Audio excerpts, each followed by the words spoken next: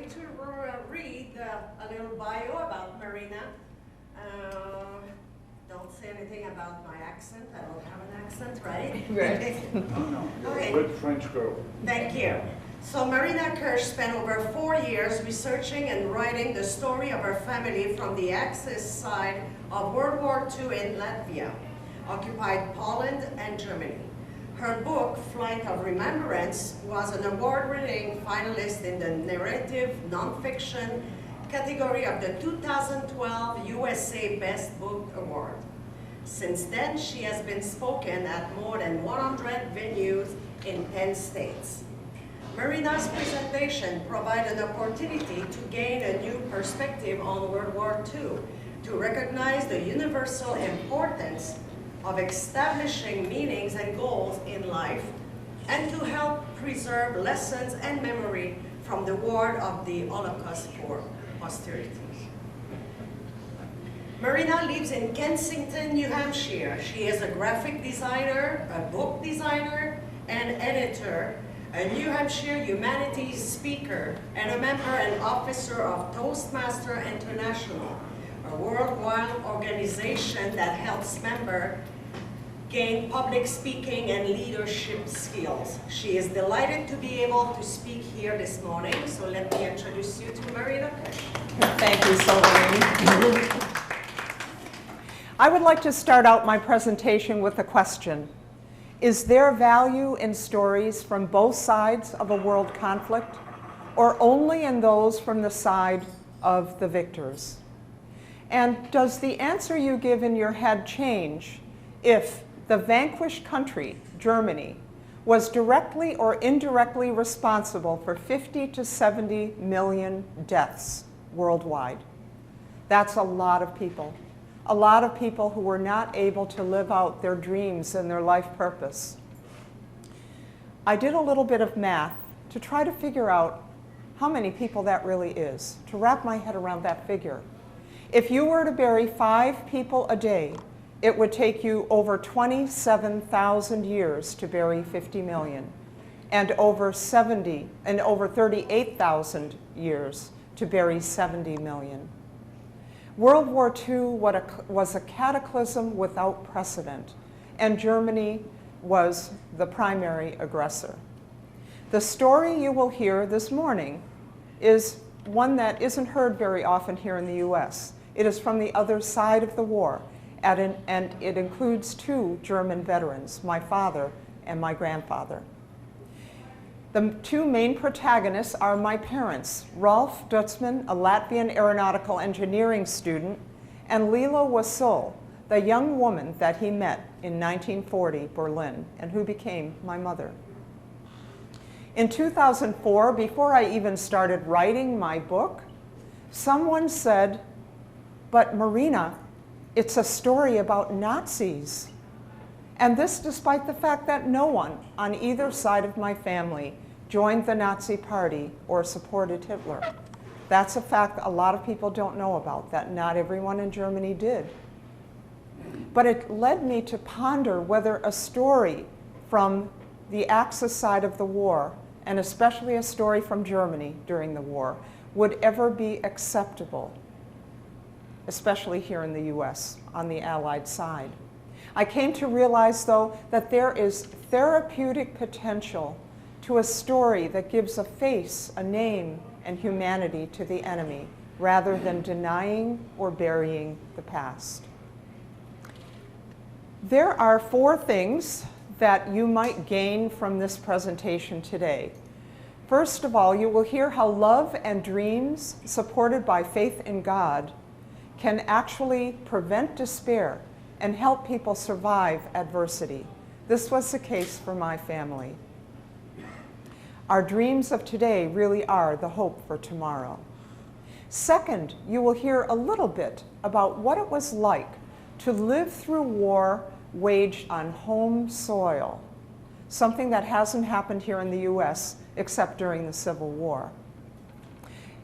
In addition, I give a little bit of information now about the warning signs of genocide, so that we all can be more informed if we see those signs occurring in our society. Welcome, come on in.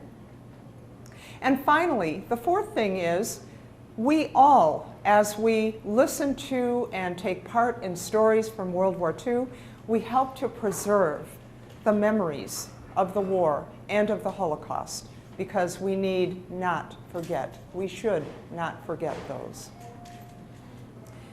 I'd like to find out now what stories we have in this room. Oh, but before I do, I would like to ask, how many of you have heard of New Hampshire Humanities? New Hampshire Humanities is a program here in New Hampshire that provides quality programming for nonprofits. Now, today's event is not a New Hampshire Humanities event. However, I do give quite a few of them, and I feel privileged to be a New Hampshire Humanities presenter. If you are a member of a nonprofit anywhere here in New Hampshire, you can have me come and speak, and it will almost be for free for your organization. The next thing I'd like to do is ask about stories in this room. Are there any World War II veterans present here today? No. Now, I know we have at least one spouse of a World War II veteran. We have Isabel sitting right here in front. Isabel, would you tell us where your husband served? He served in Germany, and he was deeply involved in the Battle of the Bulge. All right, in Germany, and he also was in the Battle of the Bulge. Are there any other veterans of any other spouses of World War II veterans? I'm a sister. A sister, okay, well that's my next question. How many of you had relatives, ancestors, or brothers, sisters who served in World War II? On either side of the war, by the way, so raise your hand if they served for Japan or Germany or Italy. Okay, so a lot of hands are up now. Finally, I would like to ask whether there's anyone present who was in parts of the world where the war was fought during the war. So Germany, any part of Europe, Ukraine, Russia, North Africa, Japan, Philippines, anyone? Yes. In England. So you lived in England? No, I traveled. Oh, well, I mean though, during the war itself. Yeah, so you didn't experience the war there. You didn't have any V-2 rockets landing on you, fortunately. Okay. All right, so now I'd like to launch into my family's story in a nutshell, as shown on the cover of my book. In the helmet, my father, Rolf Dutzman, who had fled Latvia before the first Soviet takeover, ended up in Germany, and then was drafted into the Luftwaffe. Come on through. The eagle and swastika on his helmet, I debated whether I should keep that on the cover of my book, but I decided it was necessary. It's the only element of my cover that shows it's a book from the Axis side of the war. My parents, Rolf and Lilo, wedding day, 1944. Up to the left of them, my older brother Ingo at age 2 in post-war Bavaria. He was born in 1947. And above the title, a little icon. It's an illustration I did of a pre-World War II Latvian glider from a photograph of my father actually flying it. And you will see that photograph a bit later.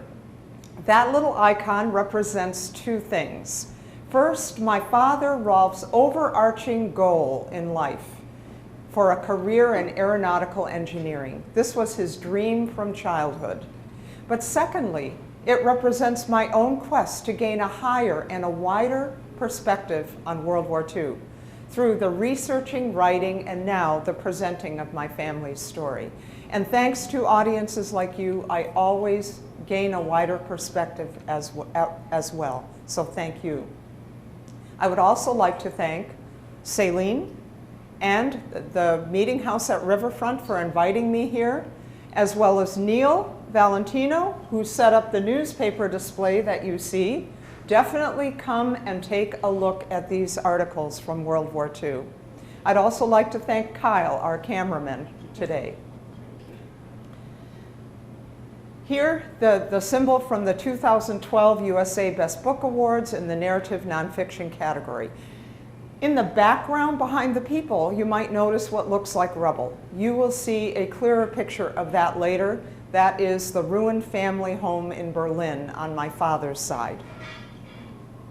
Has anyone read this book, Man's Search for Meaning, by Viktor Frankl? It is a book that left a deep impression on me, and it might on you too. Frankl was a Viennese Jew who suffered through the concentration camp system in Germany and in occupied Poland. He survived the war, and he found meaning even at Auschwitz.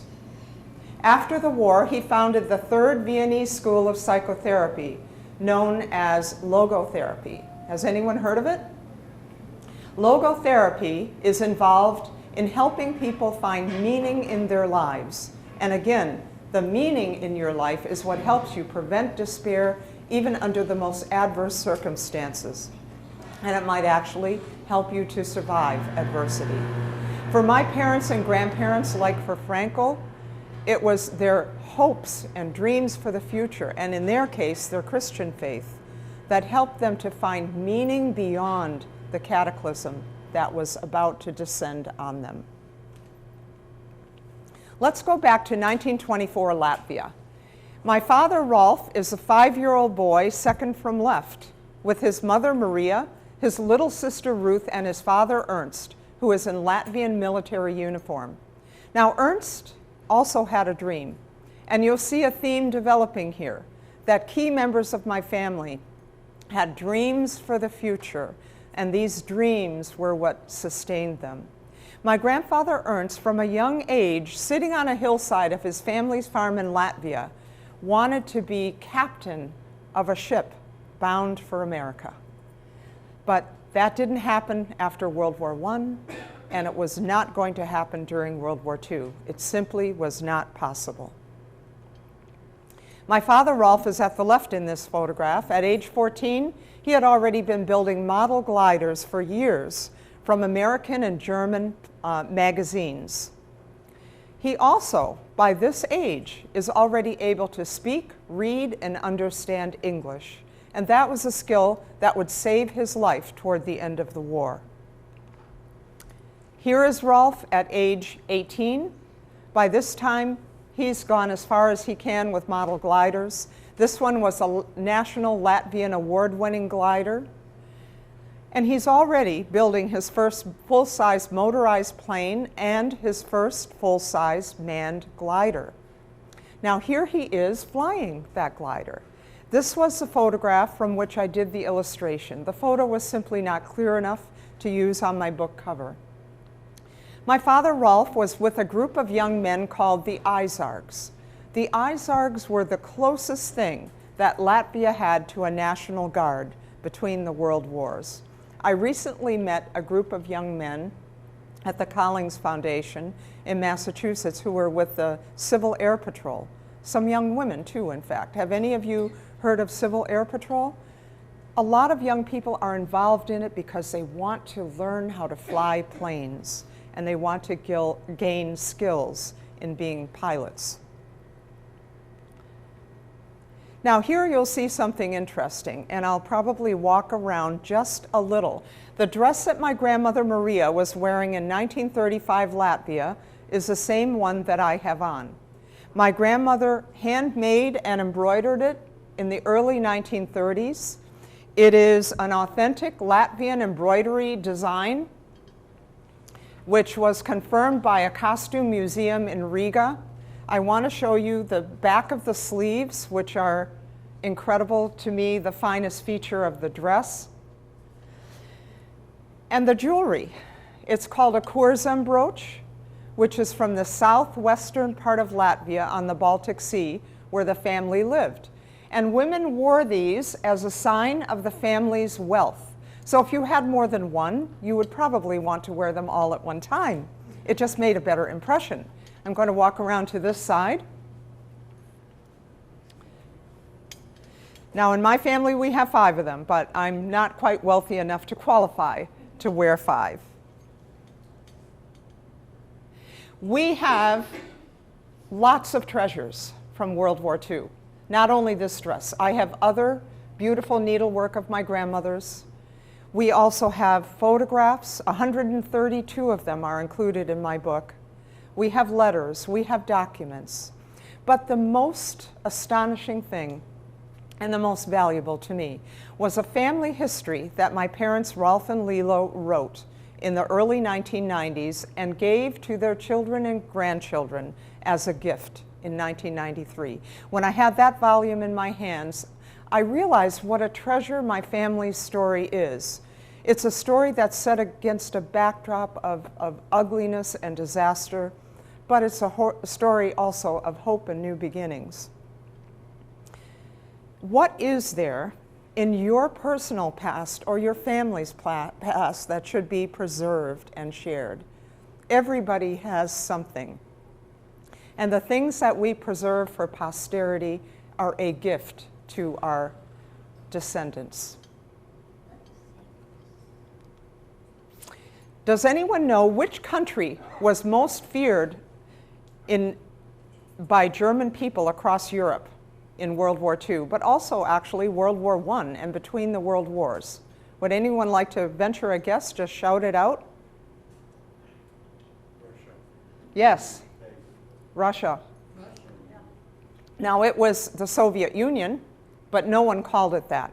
In Germany, it was called Russland. And so it was. In the fall of 1939, my father, Rolf, finally started his studies at the University of Riga, studies in aeronautical engineering, what he had been wanting all his life.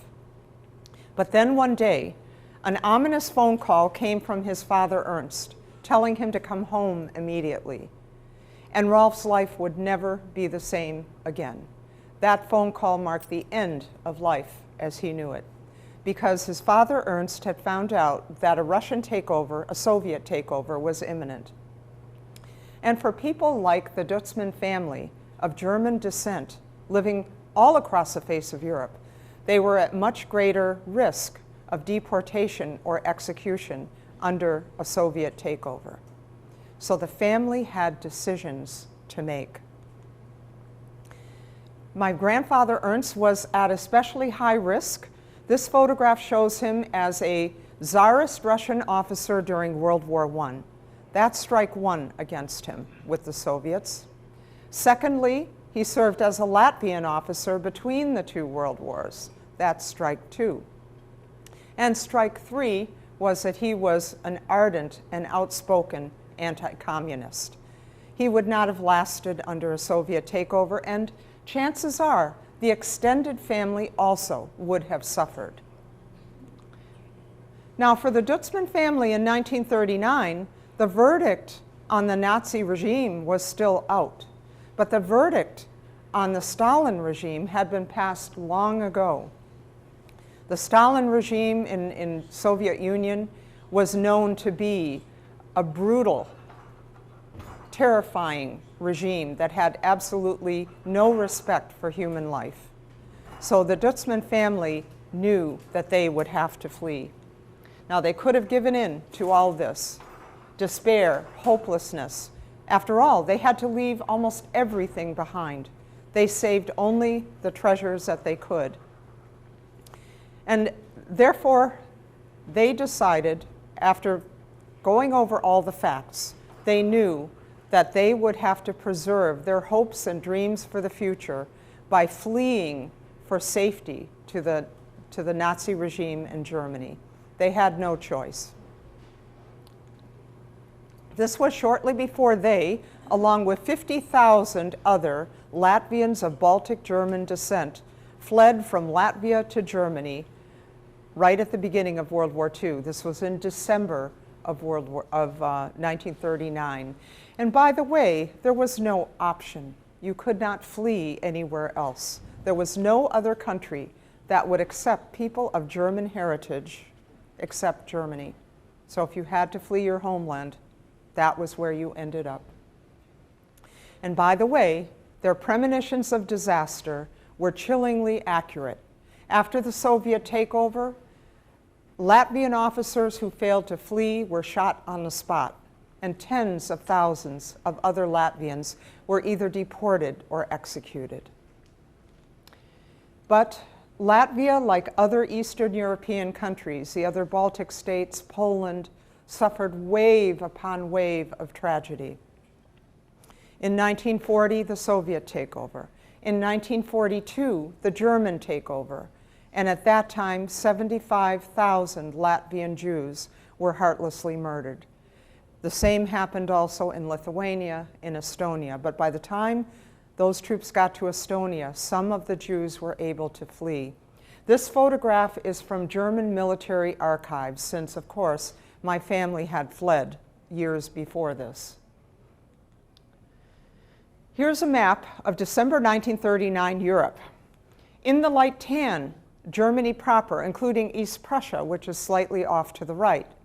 In the darker tan, the countries that Germany had already annexed, including the former Austria, and here half of the former Poland. The other half in red taken over by the Soviet Union. In the south, in orange, two countries also involved in the family story, Switzerland and Slovakia.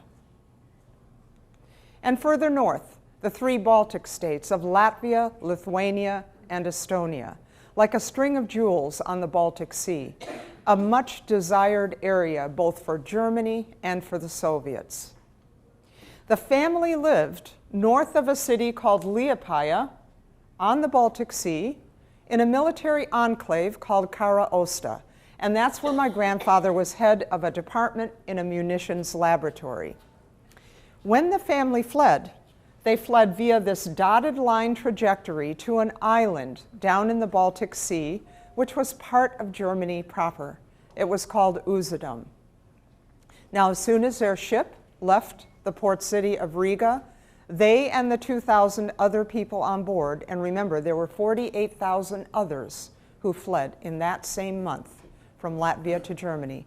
But they became people without a home, people without a national identity, and people who had absolutely no idea what their fate would be under the Nazi regime. That included also for the men, like my father and grandfather, the risk of being immediately drafted once they landed on German soil. Well, that didn't happen, but the next greatest fear did. They were sent eastward to occupied Poland, first to the city of Posen. Here's my father, Rolf, on the train, writing in his journal.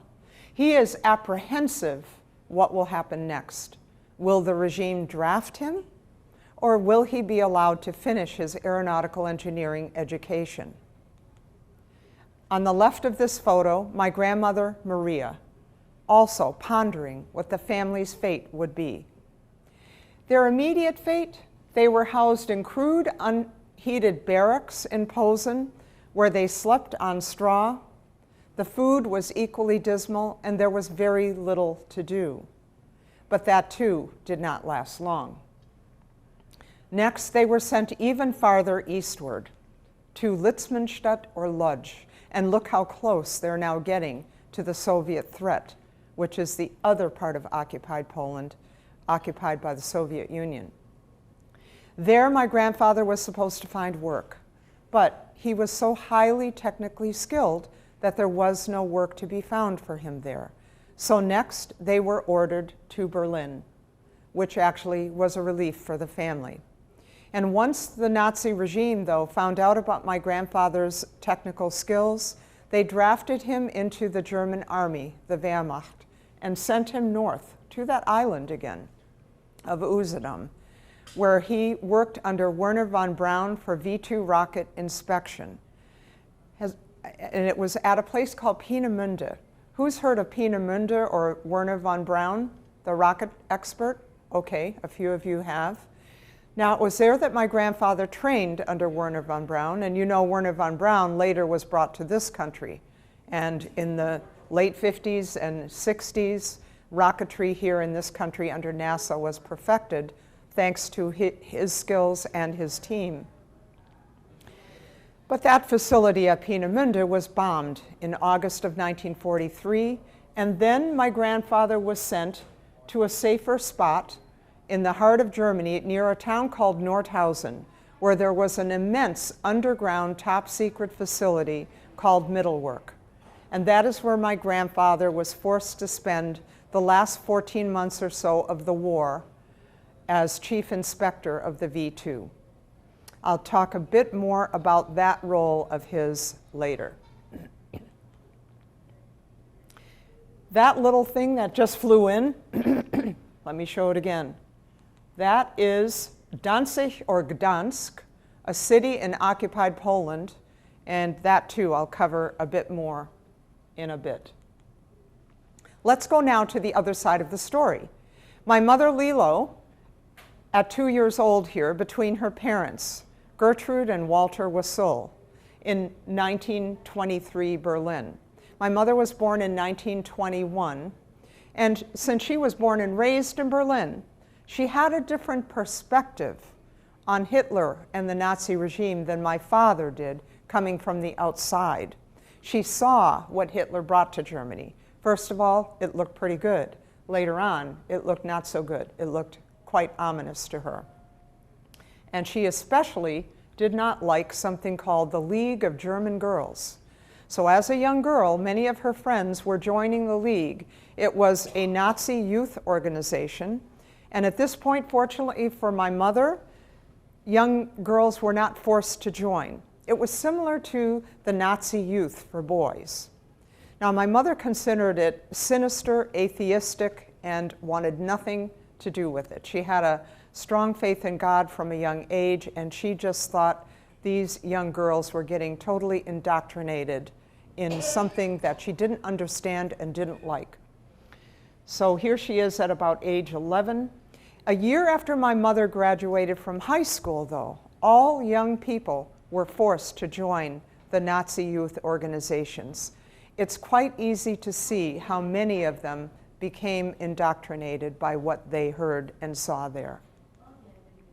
My mother at age 19, now she had a dream too. My mother's dream from a young age was she wanted a loving, harmonious marriage and home life, something that didn't exist in her growing up years, because her parents had a rocky marriage that ended in divorce when Lilo was only 13. And at this point in time, she is about to meet my father, Rolf, and her dream would commence. The city of Danzig or Gdansk that I showed you on the map. Rolf received the welcome news after the family arrived in Berlin that he would be able to finish his aeronautical engineering education at the Technical University of Gdansk. This was a photo that he took. Now, the city of Gdansk was a free city of Europe at one time, along with many other cities across the face of Europe, but by this time, it was no longer. It was totally under Nazi domination, and this photograph is from Getty Images. Now, my father, unfortunately for him, his dream came crashing down when the same time he got his diploma in December of 1941, he also received his draft notice into the German Air Force, the Luftwaffe. His whole world came crashing down at that point. It was the worst thing he could imagine. He had hoped that the war would be long over before he finished his education. Now, he is reading a newspaper, and there were two words in the news a lot at that point in time, because Germany had already gone to war against Russia. And the words Eastern Front, actually, it's one word in German, Ostfront. Those words were in the news a lot. And the stories that were filtering back from the vast snow-bound Russian countryside were horrifying beyond belief. It could be that Rolf was reading one of those stories here in this photo. Now, Rolf was fortunate. Because of his technical skills, he was occupied in a technical capacity, also with glider flight training, and in addition, navigator training, which is something he volunteered for, thinking, this is going to take a while. I won't be sent to the front while I'm still training. My father was fortunate that he was only sent to the front at the very end of the war, and he never did have to fly any bombing or combat missions against the Allies.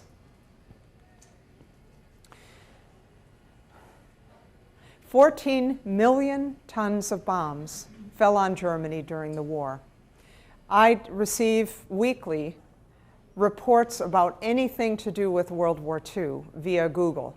And inevitably, at least once or twice a month, there is a story about part of a German city that has to be evacuated because they found more bombs in basements or somewhere underground that have not been detonated. This photograph was a ruined family home in Berlin, which was bombed in March of 1944. And the only reason we have these photos, the exterior and the interior, is because my father, Rolf, took bombing leave in order to travel home and inspect the damage. My mother, Lilo's home was also destroyed, one floor at a time, until finally the top 2 floors blown away, walls and ceilings badly damaged, windows shattered, pipes burst, and water flowing into the apartment. She and her mother, Gertrude, could no longer live there.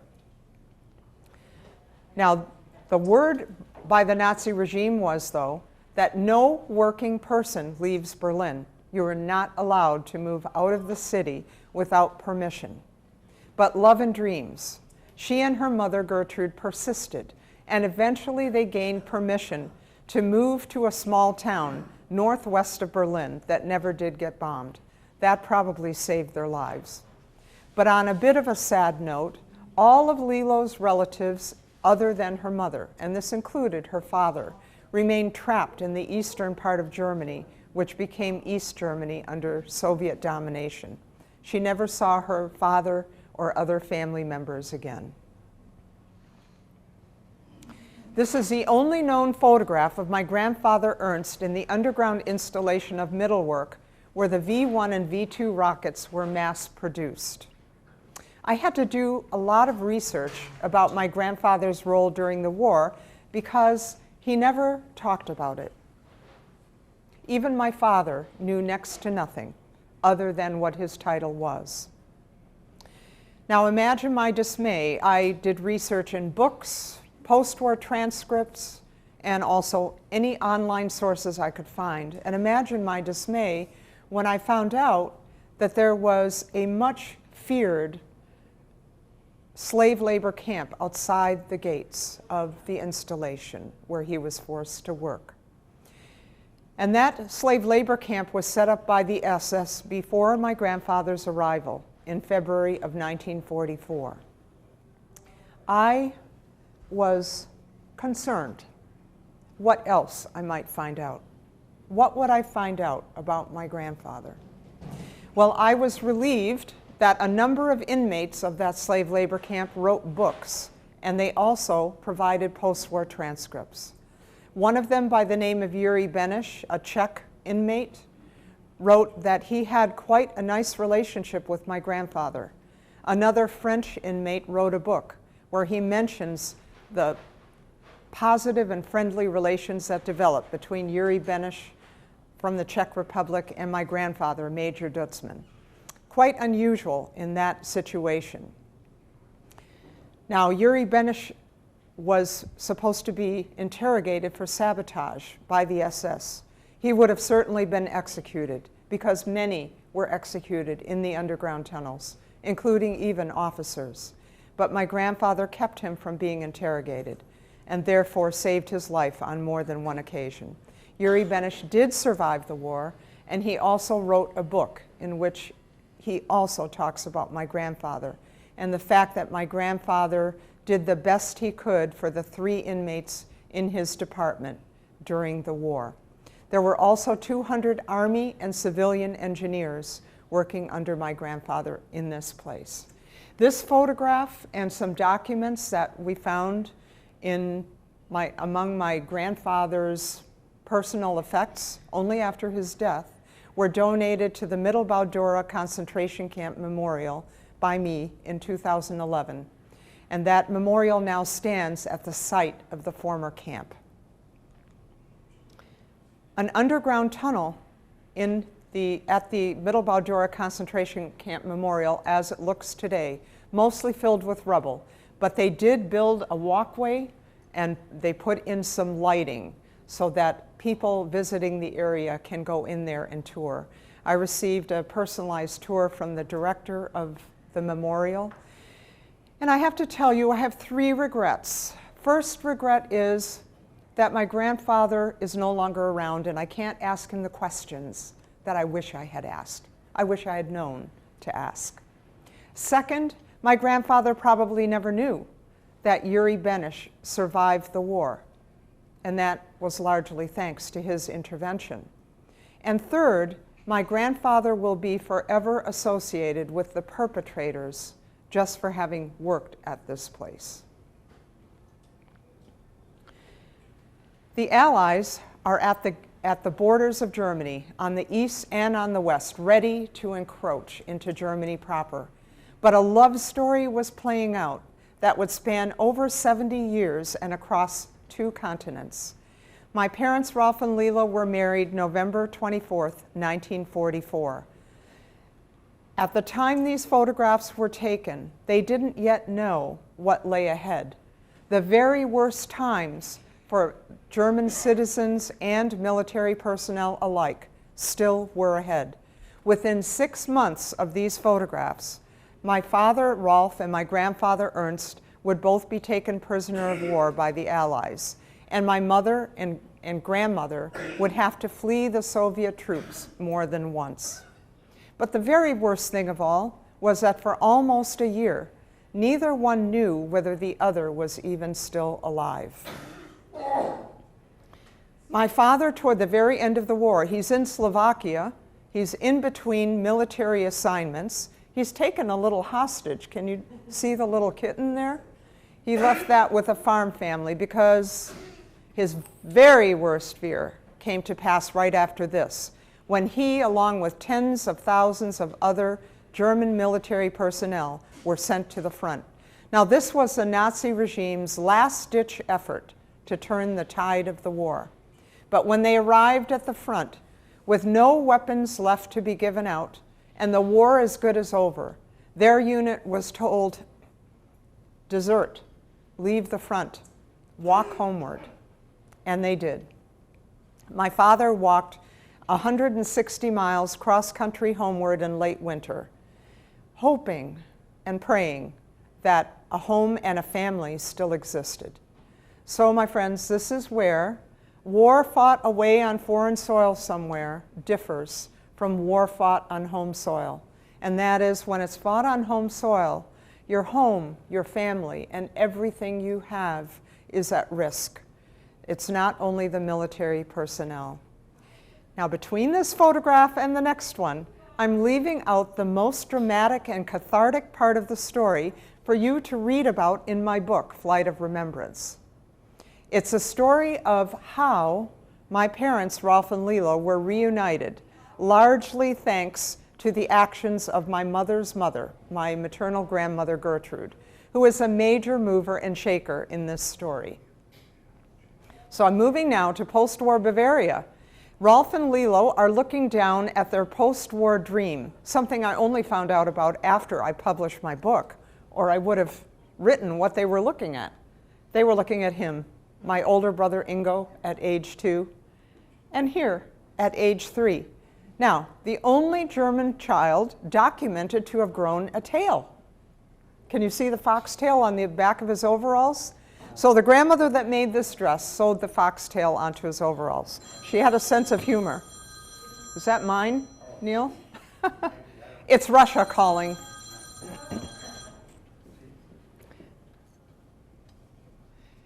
This is a good time for me to interject what it has been like to be a child of German people all these years, wondering, what did they and other people in Germany know about the Holocaust, about death camps, about the atrocities committed?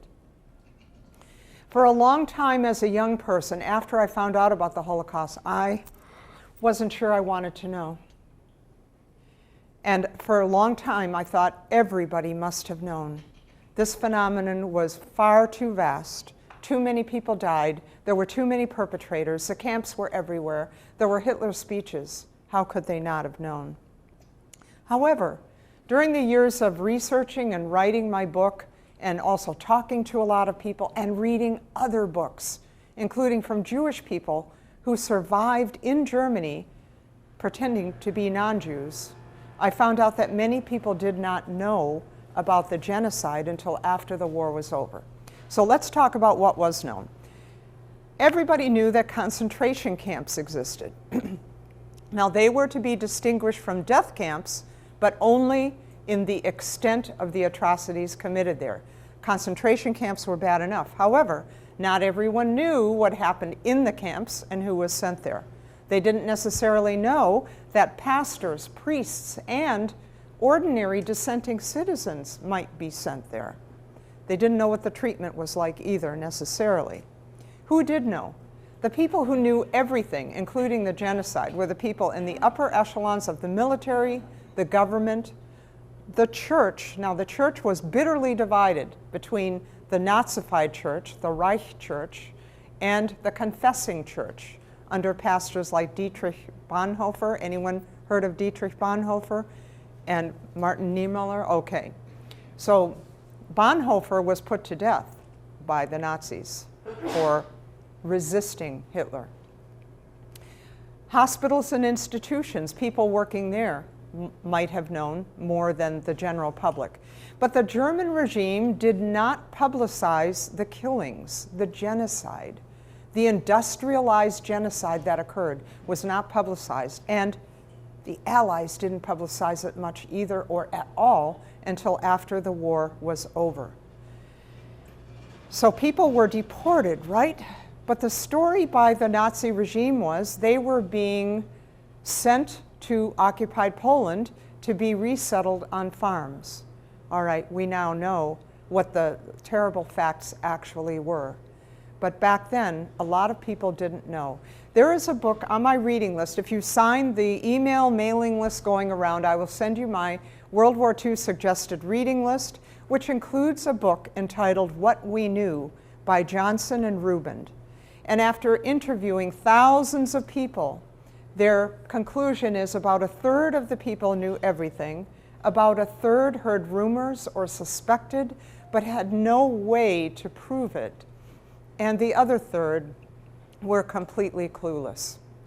I do wonder, what did my grandfather Ernst know? I suspect my grandfather Ernst did know. I'm sure he was horrified, but was unable to do anything at all about it except to help the inmates who were in his department. And that's another question I wish I could ask my grandfather. A few facts about genocide. For years, I wanted to add something more to my presentations. Some of the results of a class I took on genocide studies were surprising. First of all, it's ordinary people who perpetrate genocide, by and large, not madmen, even though there might be a dictator in control. 20 to 30 countries are currently at risk, according to genocidewatch.org, or they are already experiencing genocide. The warning signs: political instability, which might include dictatorship, exclusionary ideology with the identification of one or more scapegoats, and isolationism, a national policy of isolationism. I see this trend occurring in the world today, and even here in the US to some extent. The progression toward genocide it includes about 10 different steps, but among them are discrimination, dehumanization, polarization, persecution, and then the next step would be full-fledged genocide. Now, the key factor for the prevention of genocide in the world today, does anyone want to venture a guess what it is? I had no clue, and no one in any of my presentations has guessed either. It is US involvement. When the US doesn't get involved, then genocide tends to occur over and over again. If the US gets involved, there's a better chance that other countries will become involved and stop the tragedy. Democracy and freedom are not free, and they are not self-perpetuating. It takes involved, active, and socially active people to maintain our national and personal freedoms. Now, Germany was a humanitarian disaster site after World War II, flooded by 14 million homeless, hungry, and destitute refugees. But everyone was starving, not just the refugees. And that included my family too. The worst thing though, they were still at risk of another Soviet takeover. The fear was that the Soviets would move ever farther westward and take over all of Germany, perhaps even all of Europe. Now, my family was fortunate to be able to immigrate to the US. Do we have any immigrants here in the room other than me? No. Well, we are grateful to people in a northern Indiana town called Wakarusa, at the time a town of about 1,200 people only, for sponsoring us for immigration to the US. And so it was that on a cold, foggy December morning in 1951, my father, Rolf, my mother, Lilo, 8 months pregnant, and my older brother, Ingo, took their leave of Germany. Here they are with their suitcases in front of the little house in Bavaria. They traveled across a rubble-strewn countryside and arrived in Switzerland only to find that their flight to the US would be postponed overnight because of the fog. But the next morning, on the brink of my family's odyssey to the New World, I emerged in Zurich, Switzerland, into the post-war Old World. I totally disrupted their immigration plan. Now they had to raise more money, and they had no money. So relatives already who had preceded them to New York City, my grandparents who were still in Germany, and other people, including the generous sponsors in the little town of Wakarusa, Indiana, sent the money so I could fly. We did eventually arrive in Wakarusa. Here my brothers and I are in the backyard of the first house that my father rented after he got his first job. Now, I mentioned we are forever indebted to the people of Wakarusa. My parents stayed in touch with our sponsors for their entire lives until they passed away. Then we lost contact. But I've given 3 presentations in Wakarusa and surroundings since my book was published. I donated a free book to the library there, and we are now back in touch with people who remember us. They were children at the time, and one of them is the granddaughter of our immediate sponsors, the Longfields. My grandfather Ernst, remember his dream? He wanted to be captain of a ship bound for America.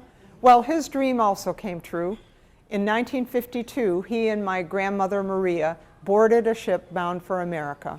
And no, he wasn't the captain of the ship, but the way that I see it, for the first time in his adult life, his skills were no longer bound to the military of any world regime, and he became the captain of his own destiny.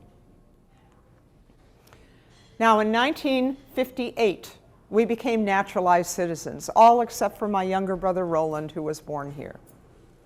And right after that time, my father Rolf and my grandfather Ernst were both hired by Chrysler Missile and Space Division near Detroit, where my father Rolf became head of a team of engineers who designed and built components of the Saturn 1B rocket that were later used successfully in all of the Apollo moon missions. So the amazing thing to me about my family's story, it comes back to love and dreams and faith, and how my father's dream of a career in aeronautical engineering not only wasn't destroyed by war, but actually expanded to a key role in the US space program. Yes? That's me with the braids, yes, at lower right. My brother Ingo, who was born in post-war Bavaria, is in the middle. And at the back right, my grandmother Gertrude, my mother's mother, major mover and shaker in this story, an amazingly bold woman.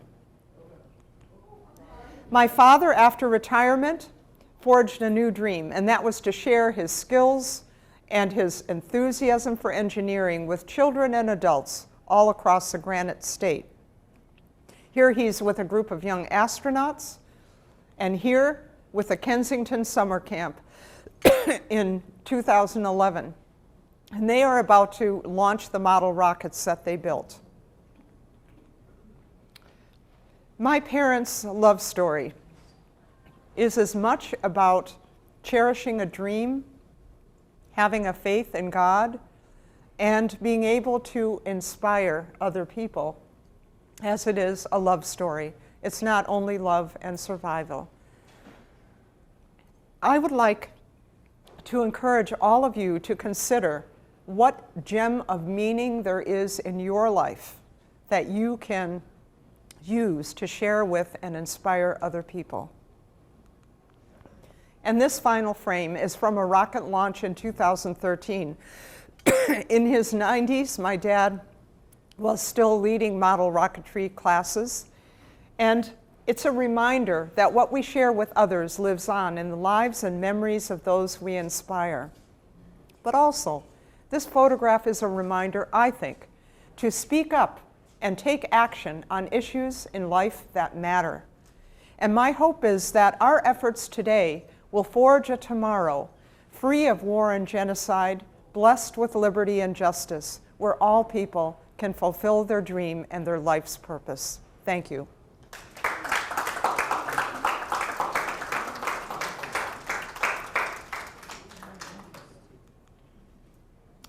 My book, by the way, is excuse me.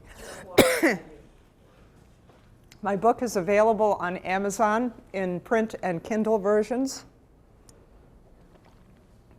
And I would now like to ask if there are any questions or discussion.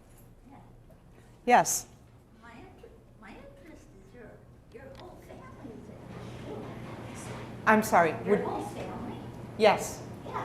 Yeah, that was pretty much, well, my other set of grandparents were not shown in that photo. I did compare to your younger pictures than you now. Oh, well, that's promising that you can still recognize me. Thank you. Are there any other questions or discussion from anyone? Okay, I'd like to thank all of you for being here. I'm really always delighted to speak to folks anywhere I can. So please keep me in mind. I have materials here. There are book promo cards. There are event flyers. I will speak almost anywhere. So keep me in mind if you're a member of a church or you go to a library regularly or you know of other retirement communities, because I speak at a lot of retirement communities. Thank you again, folks. Thanks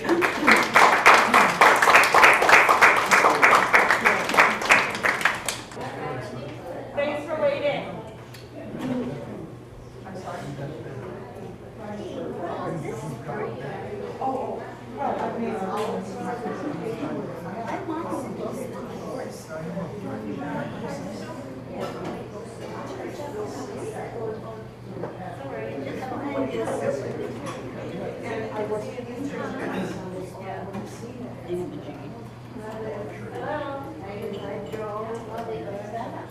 well, I have one in Chelmsford, Massachusetts, at the library there.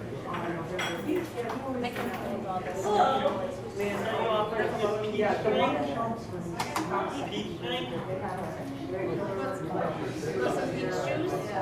He's used in regular coffee.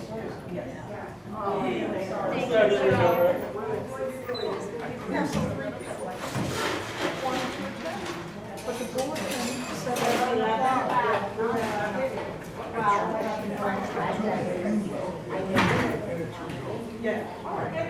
But like you said, you have one in Massachusetts, so it's not far from you. They can yes, it's Chelmsford. Want to try the chicken number? I will let you know. Fruit bench? Would you like cream?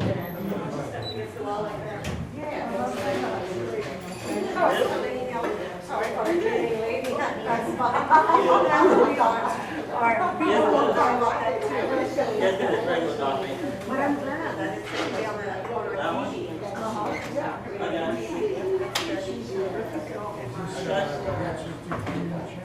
Okay. Yes, it is.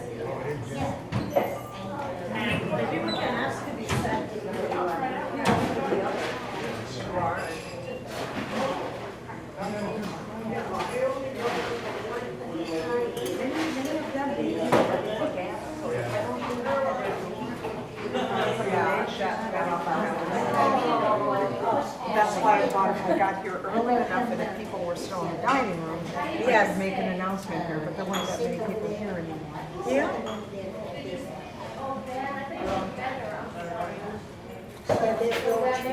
Hey, Jean. Hello.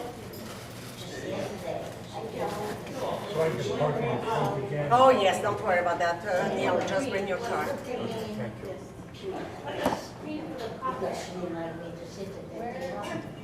So that. She came, she was to see by the wall. No, I'm gonna